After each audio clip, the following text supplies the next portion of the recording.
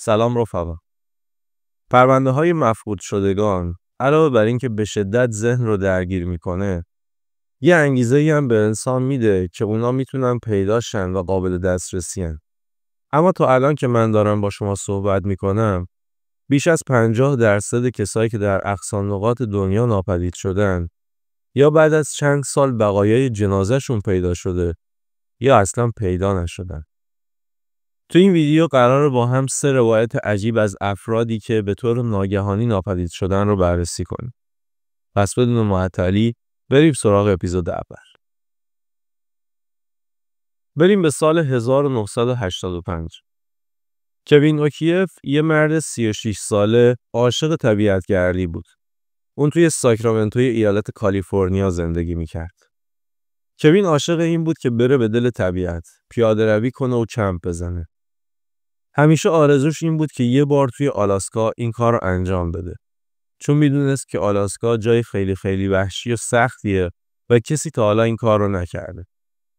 تا تابستون سال 1985 کوین دنبال این بود اول کل اون منطقه رو بشناسه و راجع بهشون سرچ کنه و بخونه و در نهایت ببینه کجای آلاسکا میتونه بره و یه کمپ مناسب بزنه. در نهایت یه منطقه‌ای رو انتخاب کرد به اسم پارک ملی یخچال‌های طبیعی که حتی برای کسایی که طبیعتگرد حرفه‌ای بودن هم اون مکان یه جای دور افتاده محسوب میشد. کوین که قصد داشت تنها به اون منطقه بره، تصمیم گرفت کلاس آموزشی برای زنده موندن توی طبیعت وحشی آلاسکا ببینه. خب الان میتونید تصور کنید که این فرد میدونست ریسک این سفرش خیلی بالاست و با علم به این که ممکنه اتفاقای غیرقابل پیش‌بینی براش بیفته، تصمیم گرفت به اون مکان بره. خلاصه کوین میره و توی این کلاس‌ها شرکت میکنه. اما در تاریخ 20 سپتامبر سال 1985 کوین از ساکرامنتو پرواز کرد به سمت جنوب، یعنی یکی از شهرهای آلاسکا، جایی که کوین میتونست از اونجا به پارک ملی گیلشر برسه. وقتی رسید به دفتر مرکزی این پارک، رفت و خودش رو به جنگلبان‌هایی که اونجا بودن معرفی کرد. کوین بهشون گفت که قرار نزدیک منطقه‌ای به اسم ولف پوینت کمپ بزنه. جایی در نزدیکی آب. کوین گفت که قرار حدود 3 هفته اونجا بمونه و برنامه‌اش اینه که 10 اکتبر از اون منطقه به سمت پایین برگرده. خلاصه همه کارکنای پارک خبر داشتن که یه نفر به اسم کوین اوکیف قرار نزدیک به 3 هفته تنها کنار آب کمپ بزنه. کوین بار و بندیلش رو جمع میکنه و به اون مکان میره. بعد از اینکه کوین به اون مکان میره، برای 1-2 هفته نه خانواده کوین ازش خبر داشتن و نه جنگلبان‌ها. ولی خب اگر بخوایم با یه دید کلی به قضیه نگاه کنیم، هدف این سفر هم دقیقاً همین بود. اینکه کوین یه مدت از زندگی روزمره فاصله بگیره و بره تو دل طبیعت.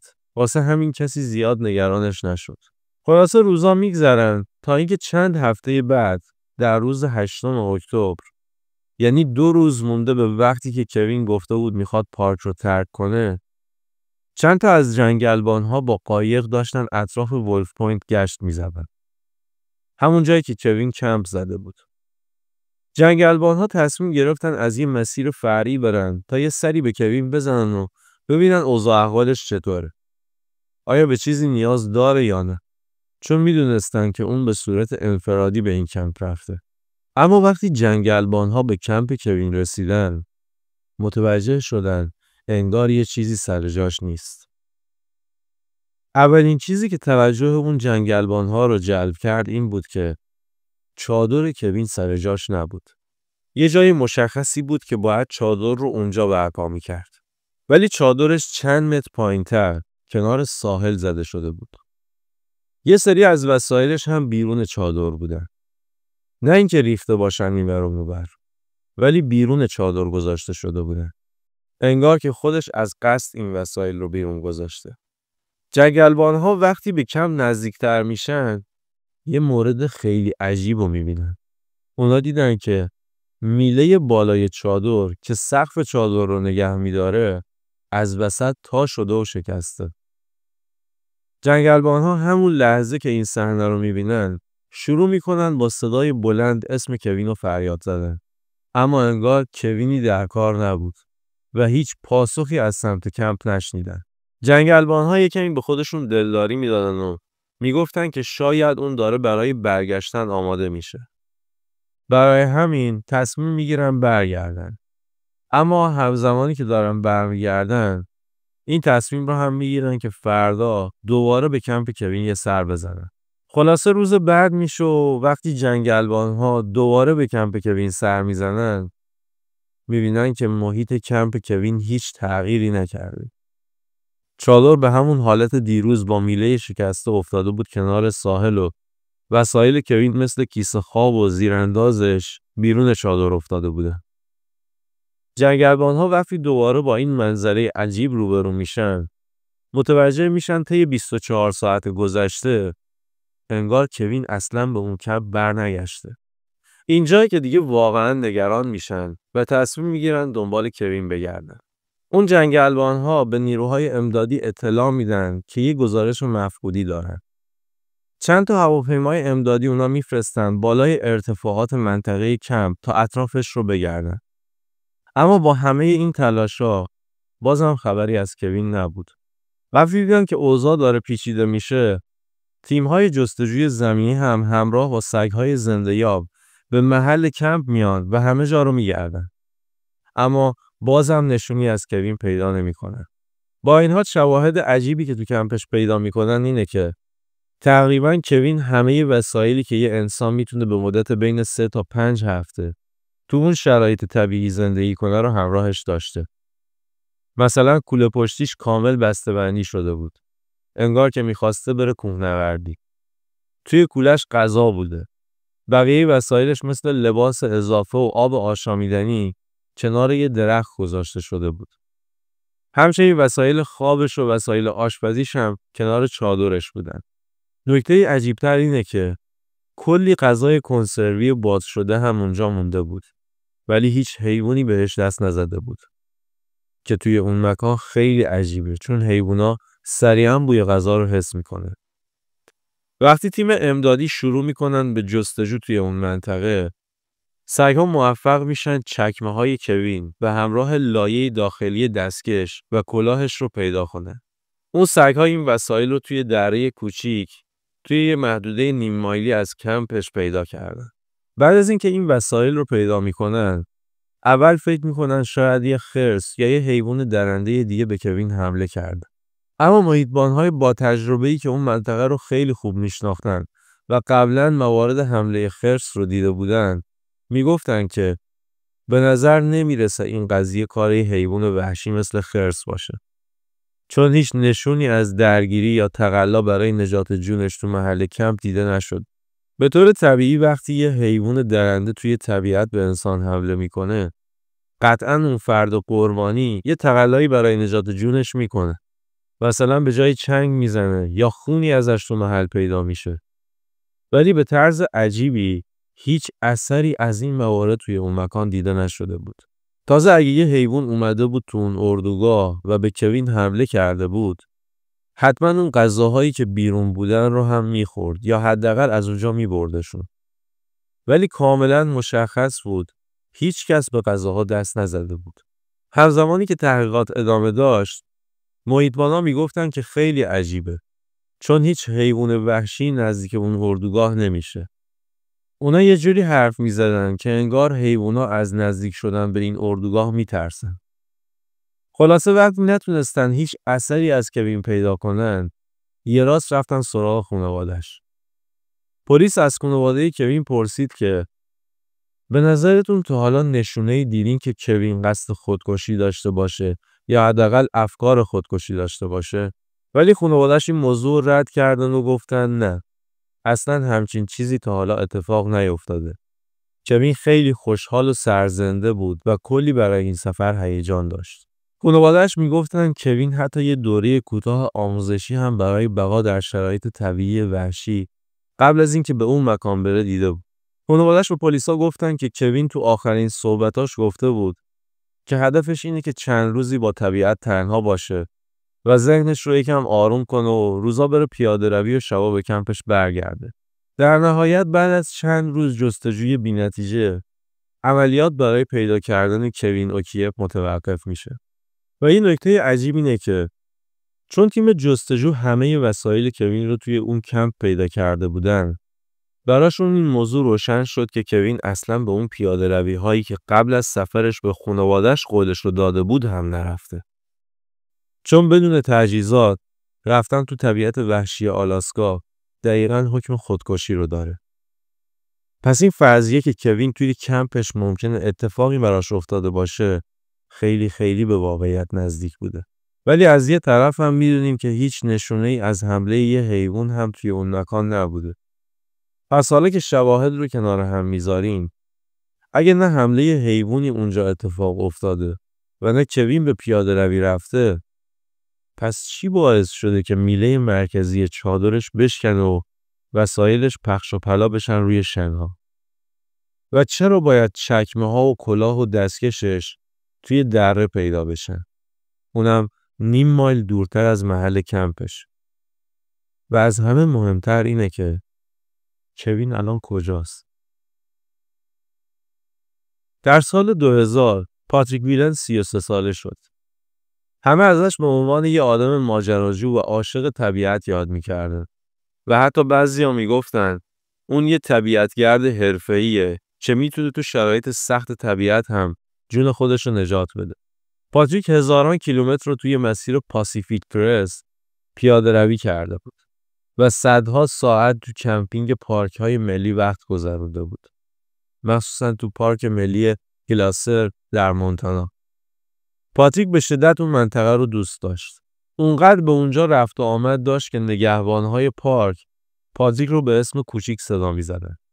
اما در 2 نوامبر سال 2000 پاتریک تو جاده‌ای به اسم کیبا جانکشن در ایالت مونتانا در حال رانندگی بود که یه باره با یک گوزن تصادف میکنه. شاهدهایی که توی اون منطقه بودن میگفتن که پاتریک ماشین رو نگه داشته، پیاده شده، رفته به سمت اون گوزن. اونو کنار جاده کشیده، بعد رفته تو ماشین و یه بالش آورده و گذاشته زیر سر اون گوزن بیچاره. بعد رفت کمی غذا آورد و گذاشت جلوی دهنش. اما بعد از چند دقیقه بدون اینکه ماشینش رو از اون منطقه ببره، راهش رو کشید و پیاده از اونجا رفت. ماشینش تو اون بیابون رها شده بود. معلوم نبود که ماشینش خراب شده یا خودش تصمیم گرفته ولش کنه و بره. ولی در هر صورت فردای اون روز یه یدکش ماشینش رو از اونجا بار زد و برد. 6 ماه بعد از اون اتفاق، پدر پاتریک با نگهبانای پارک گلاسر تماس میگیره. اون با صدای لرزون بهشون میگه که 1 ماهه که از پسرم خبر ندارم و شدیداً نگرانشم. الانم هیچ جوره نمیتونم پیداش کنم. اگه بخواد جایی رفته باشه برای یه مدت طولانی، حتما اونجاست. خواستم ببینم شما ازش خبری دارین یا نه. نگهبانای پارک به پدر پاتریک گفتن که ما از پسرت خبری نداریم و ندیدیمش.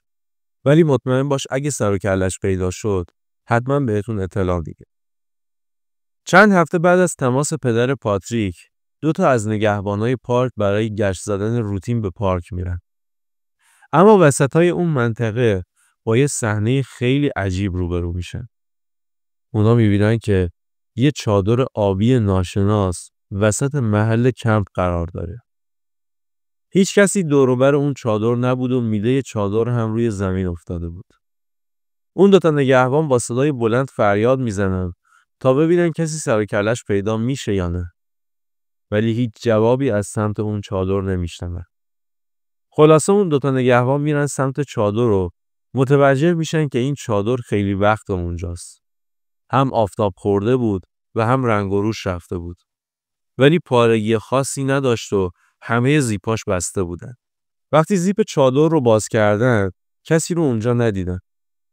ولی چیز عجیبی رو که دیدن این بود که همه چی سر جاش بود. آب، غذا، گاز پیکنیک، چکمه، لباسها و وسایلی که آدم توی کمپ میذاره همشون اونجا بودن.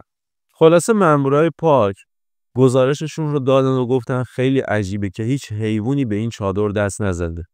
چون واضح بود اون چادر چند وقته که خالیه. و از همه مهمتر اونجا غذا هم بوده. ولی با این حال هیچ حیوانی به اونجا نرفته و به هیچ وسیله‌ای هم دست نخورده. تیم‌های جستجوگر به همراه سگ‌های تجسس برای پیدا کردن پاتریک وارد اون منطقه میشن. یکی از مشکلات این گروه تجسس این بود که اصلا نمیدونستن پاتریک کی و کجا ناپدید شده. چون رفتن به پارکینگ و دیدن ماشین 6 ماه پیش به خاطر یه تصادف اونجا خوابه و هنوز پاتریک ماشین رو از اونجا پس نگرفته. بعد از جستجوهای زیاد، تیم تجسس هیچ اثری از پاتریک پیدا نکرد.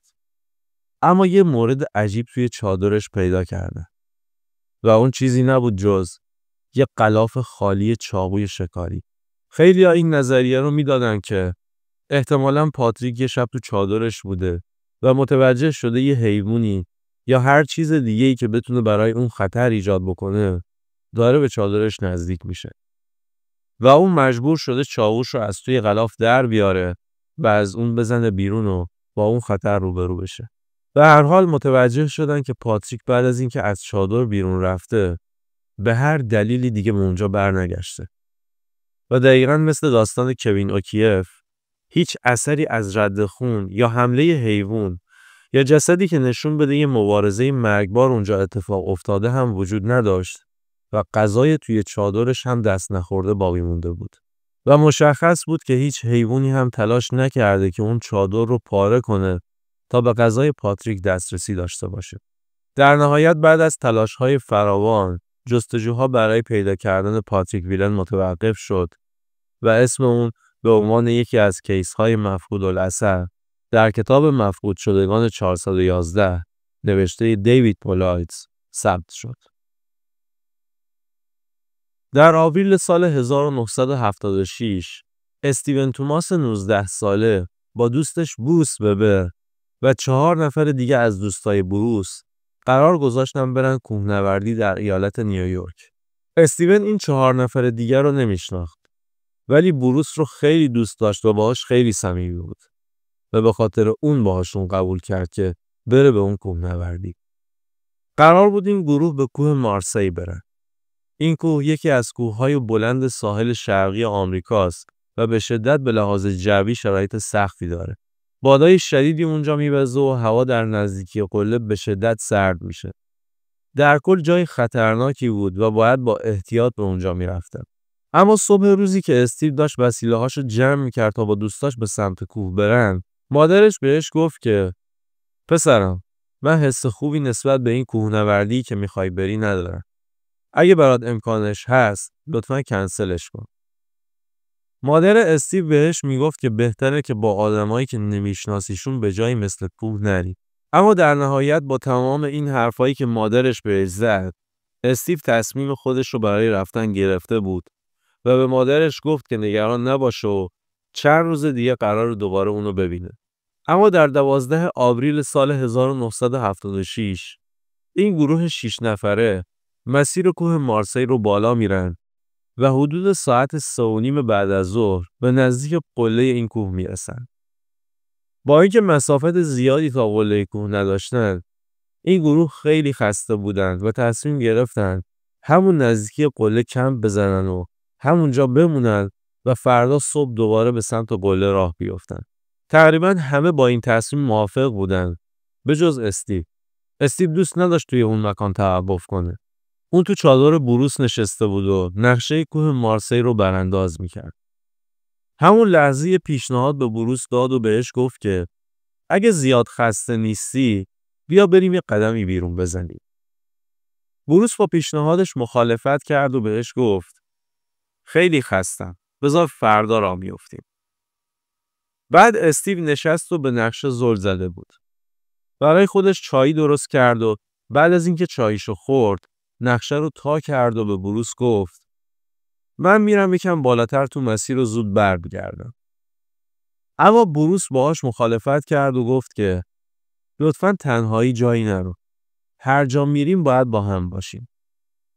دمای هوا داشت پایین و پایین‌تر می اومد و هوا تاریک می شد. شدت بادم توی اون ساعت زیاد شده بود. واقعاً شرایط جوی تو اون لحظه شرایط خوبی نبود. اما استیو در نهایت با حرف بروس مخالفت کرد و گفت من نمیتونم اینجا بشینم و خیلی هیجان دارم. میرم یه نگاهی به بالا میندازم و سریع برمیگردم. استیو از کمپ زد بیرون و بقیه کوهنوردا که زیاد باهاش آشنا نبودن بهش میگفتن که لطفاً بمونه و تنهایی به بالای کوه نره. اما استیو گوشش به این حرفا بدهکار نبود و تنهایی وارد اون مسیر شد. استیو با فکر اینکه یه قدم کوتاه قراره توی مسیر بزنه و سریع به چادر برگرده، به جز یک کاپشن بارونی زرد وسیله دیگه‌ای همراه خودش نبرده بود. حتی کوله پشتیش هم با خودش نبرد. تو اون مقطع زمانی به 2 دلیل شرایط برای قدم زدن کوتاه به سمت قله مهیا بود. دلیل اول به خاطر این بود که برف سخت و فشرده شده بود و راه رفتن روی اون آسون بود. و دلیل دوم هم این بود که ماه کامل بود و نور خوبی به مسیر انداخته بود. وقتی استیو از کمپ دور شد، بقیه کوهنوردا با اینکه ازش ناراحت بودن ولی زیاد نگرانش نبودن. چون میدونستن اون تجربه بالایی توی کوهنوردی توی ایالت واشنگتن داره. بقیه کوهنوردا فکر میکردن با توجه به شرایط مسیر اون فقط چند دقیقه میره قدم میزنه و برمیگرده. اما بعد از حدود 1 ساعت دمای هوا حسابی پایین اومده بود و استیو هم هنوز به کمپ برنگشته بود. و بقیه کوهنوردا و دوستش بروس میدونستن که استیو لباس مناسب برای این هوا رو با خودش نبرده.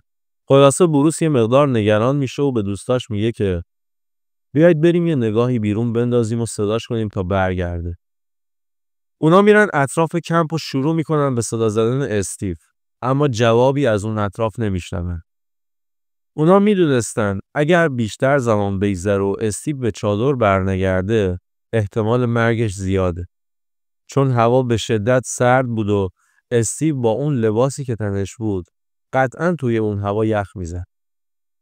خلاصه اون کوهنوردا برمیگردن به سمت کمپ تا وسایل مورد نیازشون رو بردارن و برن دنبال استیو بگردن. در ضمن یکی از اون کوهنوردا سگش رو هم با خودش آورده بود. این سگ خیلی پر انرژی بود و هر جا صاحبش میرفت اونم همراهش بود. اما وقتی دوست بروس رفت تا وسیله‌هاشو از چادر برداره و سگش رو هم همراه خودش بیاره، این سگ به طرز عجیبی تقلا میکرد که از چادر بیرون نیاد. اون طوری رفتار میکرد که انگار از یه چیزی بیرون از چادر میترسه. در همین هنگ بقیه کوهنوردا داشتن بیرون دنبال استیو میگشتن. اونا هرچی استیو رو صدا زدن هیچ جوابی ازش نشنیدن و مشخص بود که استیو گم شده. اونا بعد از گذشت 1 ساعت که دنبال استیو گشتن بدون اینکه اثری از اون پیدا کنن به خاطر سرمایه شدید مجبور شدن به کمپشون برگردن. اونا خیلی نگران و ناراحت بودن، به خصوص بروس. اون داشت دعا میکرد که خدا کنه استیو یه پناهگاهی یا جایی توی کوه پیدا کرده باشه و اونجا پناه گرفته باشه. خلاصه تا صبح توی چادرها موندن و وقتی آفتاب طلوع کرد دوباره همه از چادرها بیرون زدن تا دنبال دوستشون بگردن. اما هرچی دنبال اون گشتن هیچ اثری از اون پیدا نکردن. 3 نفر از اعضای گروه با پیشنهاد بروس رفتن پایین کوه تا سوار ماشیناشون بشن و برن به پلیس خبر بدن. از اونجایی که اونا بودن تا پایین کوه 4 ساعت پیاده روی داشتن. 2 نفر دیگه موندن نزدیک کمپ تا اگر استیو سر و کله‌اش پیدا شد اونا اونجا باشن و ببیننش. وقتی پلیس خبردار شد یکی از بزرگترین عملیات‌های جستجو و نجات در تاریخ ایالت نیویورک رو شروع کردن. 2 هفته تمام همه کوه رو زیر و رو کردن. هم با هلیکوپتر، هم با سگ‌های تجسس و هم با نیروهای پیاده جستجو. اونا همه جا رو گشتن. اما نکته‌ای که اینجا قابل توجهه اینه که استیو به خاطر اینکه یه بارونی زرد تنش بود، هلیکوپترها اگر اون منطقه رو به طور کامل جستجو می‌کردن و اگه استیو توی اون منطقه بود، به خاطر رنگ لباسش حتما میتونستن پیداش کنه. ولی بعد از 2 هفته جستجو هیچ اثری از استیو پیدا نشد. انگار که آب شده و رفته تو زمین. در نهایت بعد از 2 هفته جستجوی رسمی هیچ اثری از استیو توماس 19 ساله پیدا نشد. بعد از گزارش مفقود الاثر شدن استیو توماس، باب برادر بزرگ استیو که 26 سالش بود، برای پیدا کردن برادرش به مدت 1 سال تمام به طور مداوم هر گوشه و کنار کوه مارسی رو میگشت تا بتونه اثری از برادرش پیدا کنه. نکته جالب این بود که باب بیش از 2500 مایل توی کوه مارسی راه رفته بود و بیشتر از 600 بار قله این کوه رو فتح کرده بود. اما اثری از برادرش پیدا نکرده بود. اما 2 سوال خیلی بحث برانگیز توی این گزارش مفقودی وجود داره. سوال اول اینه که سگ دوست بروس چرا اون واکنش مضطرب رو داشت و از چه چیزی بیرون چادر میترسید؟ و اما سوال اصلی دقیقاً اینه که چطور ممکنه به مدت 1 سال باب این کوه رو بیش از 600 بار فتح کرده باشه و اطراف اون کوه رو گشته باشه اما اثری از استیو که لباس زرد براق روشن تنش بود پیدا نکرده باشه؟ و تنها جواب منطقی که میشه به این سوال داد اینه که استیو اصلاً توی اون کوه نبوده.